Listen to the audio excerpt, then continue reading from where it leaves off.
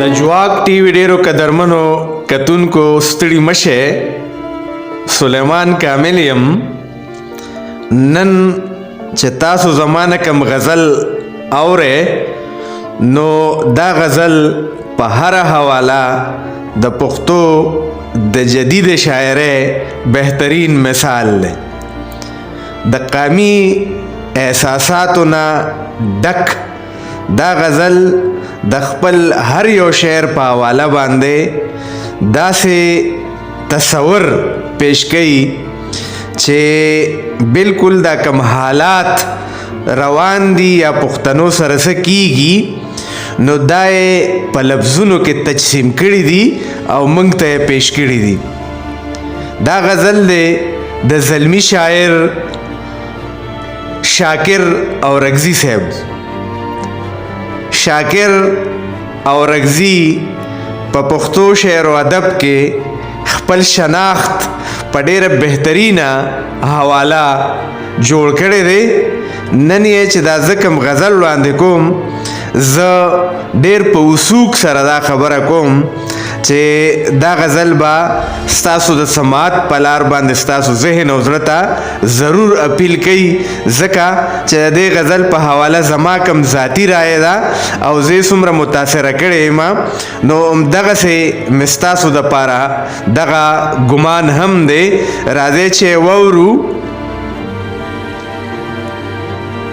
د پرمختګ تصور هغسې په شک ولاړ دی. د پرمختګ تصور هغسې په شک ولاړ دی. د کلي یو سر کې مولا بلکې ملک ولاړ دی. د پرمختګ تصور هغسې په شک ولاړ دی. د کلي یو سر کې مولا بلکې ملک ولاړ دی. زما احساس د جون ګرمۍ نه په عذاب د غریب. زما احساس د جون ګرمۍ نه په عذاب د غریب. د دسمبر په یخو شپو کې په سړک ولاړ دی. زما احساس د جون ګرمۍ نه په عذاب د غریب. د دسمبر په یخو شپو کې په سړک ولاړ دی. یو جینۍ د خپل ارمان مړی په سر ګرځوي. یو جینۍ د خپل ارمان مړی په سر ګرځوي. د یو پریوتي قبر سر ته یو هلک ولاړ دی. یو جینۍ د خپل ارمان مړی په سر ګرځوي. د یو پریوتي قبر سر ته یو هلک ولاړ دی. د پښتونخوا غرور په سترګو کې سنبال ساتلې. د پښتونخوا غرور په سترګو کې سنبال ساتلې. زما ارمان چې اوس په پوله دا ټک ولاړ دی. د پښتونخوا غرور په سترګو کې سنبال ساتلې. زما ارمان چې اوس په پوله دا ټک ولاړ دی. د ډبوري د بنګو ګرد رانه په لخته سنډي. د ډبوري د بنګو ګرد رانه په لخته سنډي. یو اجنبي سړی په لار کې د رزمک ولاړ دی. د ډبوري د بنګو ګرد رانه په لخته سنډي.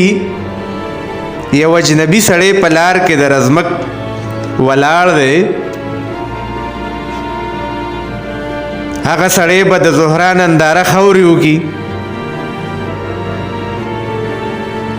هغه سړی به د زهرا ننداره خورې وکړي. څوک چې پیدا دی په طرف د ښاپیرک ولاړ دی.